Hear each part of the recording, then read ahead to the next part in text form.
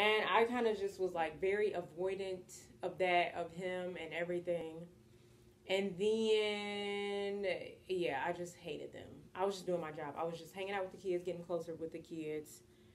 And then, like, the 12-year-old, like, maybe in May, she started turning against me too. And she was just like, always just irritated and stuff. And I was just like, yeah, it's because the mom hates me. So she's freaking following in her footsteps, even though we had a really good relationship before the mom started acting crazy. Whatever. And she, like, the 12-year-old, literally, she said, she's like, yeah, I know my parents are kind of, and I was like, yeah. So, the 12-year-old knew. She knew. But anyways, this is the finale, y'all.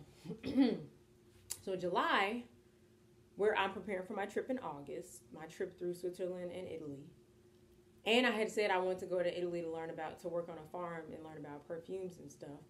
And I let them know, I was like, hey, I talked to the government. They said that you actually have to pay me for the month that I'm going to be gone. So, yeah. I was like, I know that's not going to make you happy, but I should let you know. And he went ballistic.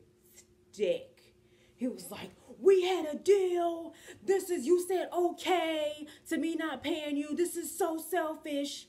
460 euros, y'all. That's what I was asking for the month of August. And then I talked to my other au pair's friends. It was like, yo, my family paid me for my vacation, for my month-long vacation, and they paid for my tickets there and back. I was like, yeah, I just have a cheap, skimpy family. So, yeah, that was that. And then he was like, we need to have a meeting with the government. I was like, okay, cool. So I'm thinking I've prepared everything I needed to because I already have in writing from the government that they should pay me. We get to the meeting and the government goes back on what they said. They're like, well, judging from the circumstances, it seems like it's a voluntary leave of absence. Just some BS that the parents came up with, and they just took their side because they're the taxpayers, and I'm not a citizen of Luxembourg, so I don't matter, right? Whatever. And they were like, yeah, so they don't have to pay you. And I was like, well, I have in writing here. She was like, well, I'm superseding that, so, that this is this and that. And the mom just like, I was upset. I was like, this is so unfair. This is completely biased. This is what the law says. Like, you guys are not abiding by the law.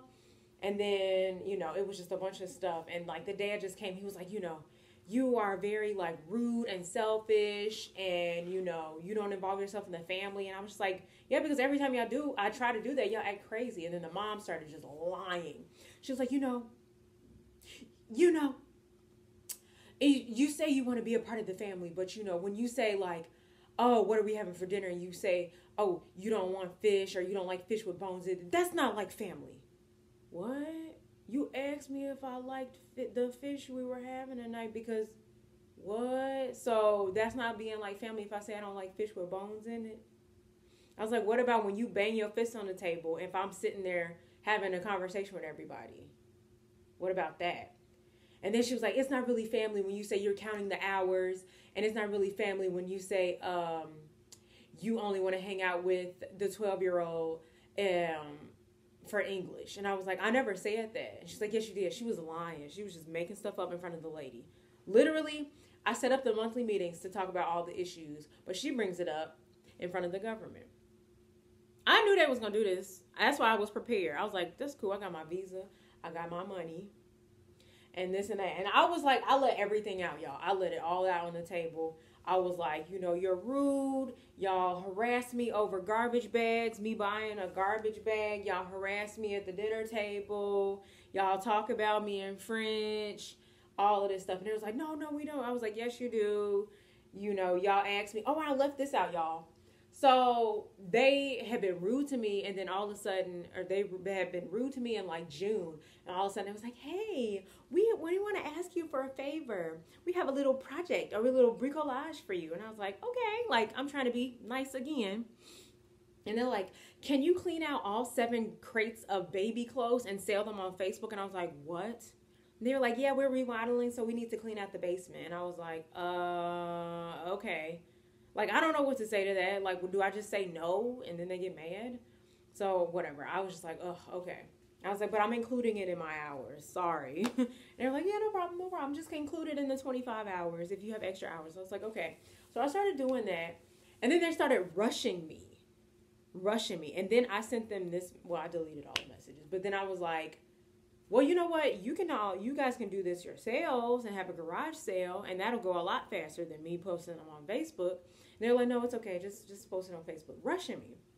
So that was that. They were like, oh, it's the kids' clothes. It's their duty. It's your duties because it's the kids' clothes. I was like, no, I'm not supposed to be cleaning out your attic. And that's another thing. In the contract, they gave me this old contract that doesn't include the stuff that I'm not supposed to do, which is cleaning out and it literally says cleaning out the attic, cleaning out the basement, and that's what they had me doing. Even though anyways, we get on track. So I got sick. I got sick in July. And I was like, I don't feel well. I thought I had corona. I was like, I don't feel well. I'm going to take a sick day. And they went crazy. The day was like, oh, je sais quoi faire. And I was just like, dang, like they acting like this. I haven't taken a sick day all year and they acting like this. And I was like, yo, I'm not doing nothing for them. So I sent them a text message. I was like, hey, I'm not going to be able to do these clothes things for you, Because I was just like, I'm so tired of them treating me like crap. And they're asking me for favors. No, I'm not doing it. So, back to the meeting. My bad. Back to the meeting. We were just going back and forth. Just arguing in front of the government lady. And it was just crazy. And I was like, you know what? I don't have nothing else to say. But I do want my money. I want my money. I'm American. I'm about that money. Okay? Anyway. I mean, I'm not materialistic, but like, I know my worth. You know what I mean? Americans, we don't take trash. We protest everything, okay? Anyways, and the mom was like, or the S&J lady was like, oh, you know, it looks like you guys have a lot of issues. Do you still want to stay in the contract? And me, never give up, okay? I'm like, I'm willing to work it out if y'all willing to work it out. And the mom was like, we want to end the contract. And I was like, I didn't. And they kept saying like, oh, we would never kick you out. We would never kick you out. That's so horrible. That's so horrible. Because my friend, she had gotten kicked out by her family months ago. And I told them about it. I was like, oh, you know, she got kicked out. They were not giving her food. And I was like, that's terrible. We would never do that to you. And they did it to me. And so I'm like, now I'm in tears. She's like, we want to end the contract. And I was like, okay. Like, and you get a month's notice. So they had to give me the $400 anyway. Ain't that silly? Anyways, they give you a month's notice before you have to get out. And I was like, okay. So I'm like, when do I leave? The end of the month. She was like, no, you're leaving tomorrow. And I was like, what? Are you serious? I was like, are you serious? I helped raise your kids. I taught the 4-year-old her letters and her numbers, and you're kicking me out. And I'm like, I'm in hysterics now. I'm like tearing up, and they're sitting there looking like they was like, oh, don't pull that card. I'm like, no, y'all full of crap. And then the government lady, I hope you see this, government lady. The government lady was like, please, you're 27 years old. Because I'm like crying. I don't know what that meant. And I was like, excuse me? Or what are you saying my age for? Are you calling me immature? She's like, no, but you know what you want, whatever. And I'm like, yo, all of y'all can. I was like, I really wanted to say all of y'all can kiss my butt. After this, I was just like, this is that. So then I'm like in hysterics. And then like, it got crazy, y'all. It got crazy. I'm not even going to go into everything else. But basically, I was like, okay, well, can I find another family? And the S&J lady was like, no, you can't. And I'm like, but I just got fired. She was like, oh, well, you lost approval, so you have to go back to America. And I'm like, it was crazy. And then they weren't trying to pay for my flights. I had to call the embassy. I had to call the minister of whatever in Luxembourg. But, like, the embassy and the minister, they worked it out so I could find another family, thank God. Because S&J was not trying to help nobody. They wasn't. Anyway, so yes, I had to call the embassy. It was crazy. And I had to handle all of this stuff while I was in Italy. But whatever. So fast forward to getting back to the house, packing all my stuff. This is what broke my heart. This is what broke my heart. I heard the mom come and tell the daughter, oh, she's leaving. And I heard the 12-year-old say, bravo, mama. And then I heard the 12-year-old run in the bathroom and say, Ma jeune fille au père va partir to her friend. And I was like, so she was like, oh, my au pair's leaving. My au pair's leaving. That made me feel like crap. Like, yeah, we didn't get along all the time. It was because your mom was influencing you. Like, literally before that, we had a good relationship. We was like hanging out all the time and talking. We was close, but whatever. And then I said bye to the 4-year-old. That really made me cry. And I sat there and told her, I was like, hey, you know, I'm leaving now and I'm not going to see you again.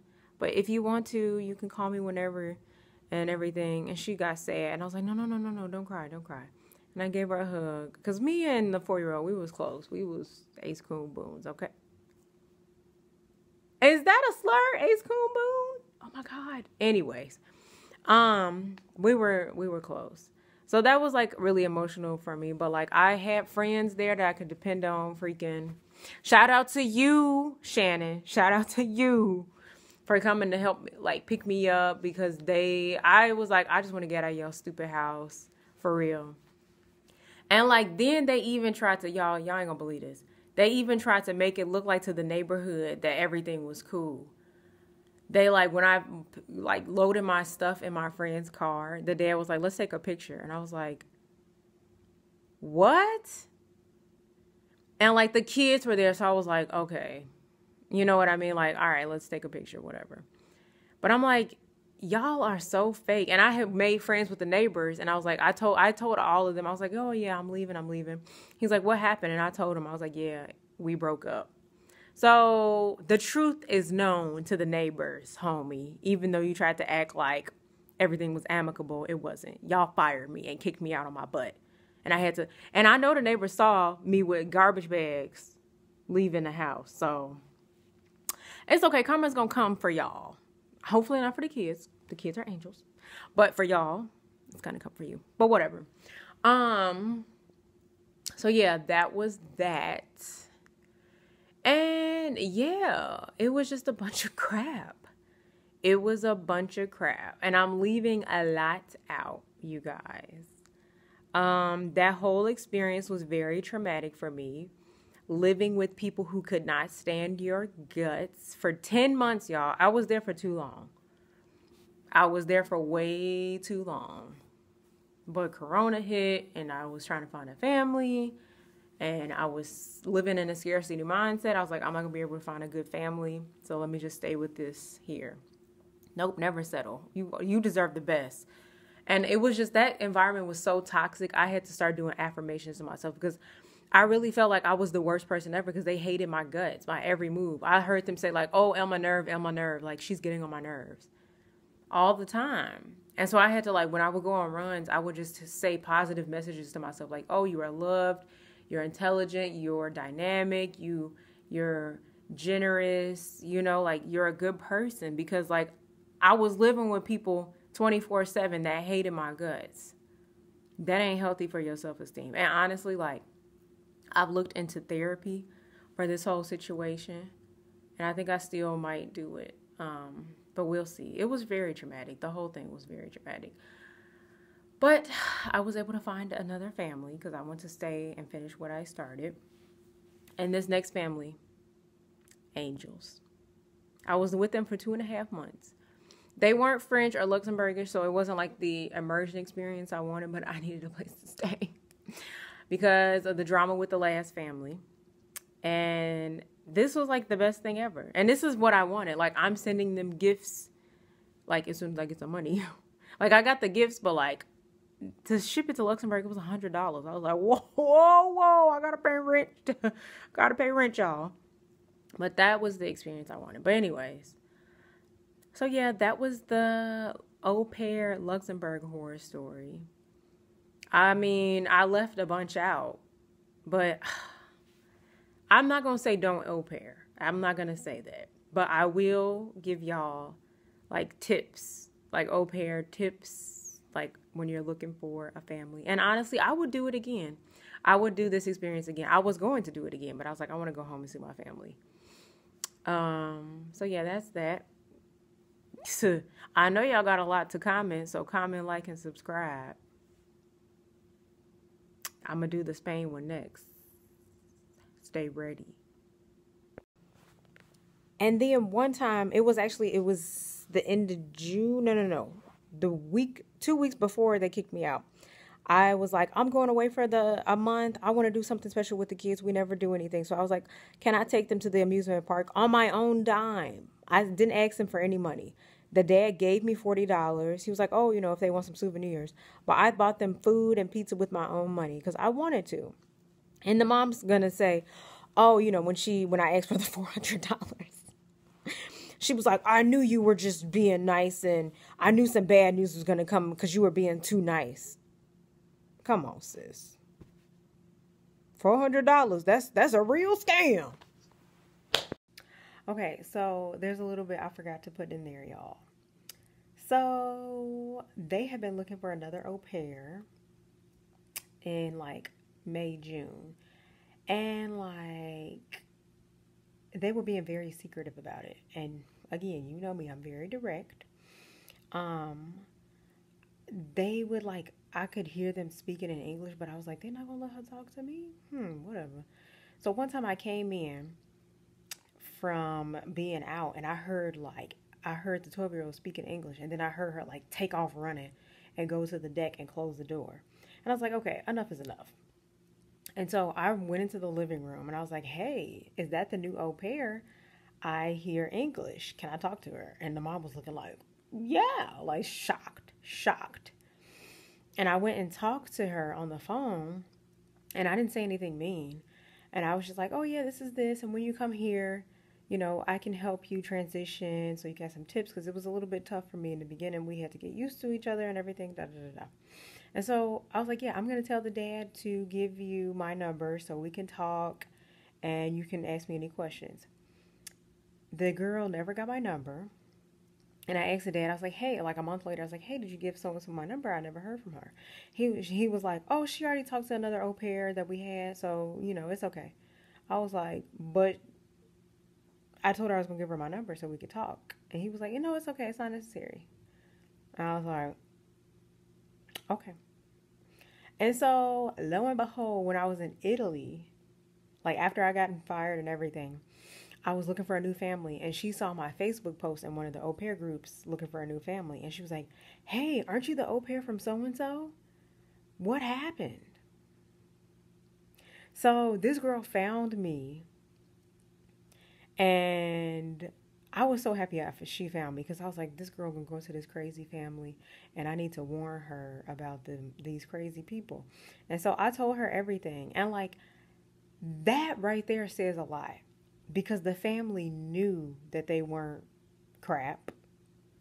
You know what I mean? Like they could just be like, oh, you know what I mean? Like they knew I wasn't happy and they knew that I was going to say the truth. If they didn't have anything to fear, they would have gave her my number. But they already knew they was a trash family. So, yeah. But thank God that au pair didn't end up going with them. I mean, I did what I could. I told the government about how they would be acting and everything. They're probably going to get another family. And another thing, I talked to the other au pairs, the past au pairs before, after I left, and I was like, hey, I asked you if everything was good. Why did you didn't say that they would be taking advantage of you? The mom had anger issues. She was like, yeah, they did, but I just was like, whatever with that. And I was like, bro, I asked you. So yeah, it was just, this could be a TV show. This could be a movie.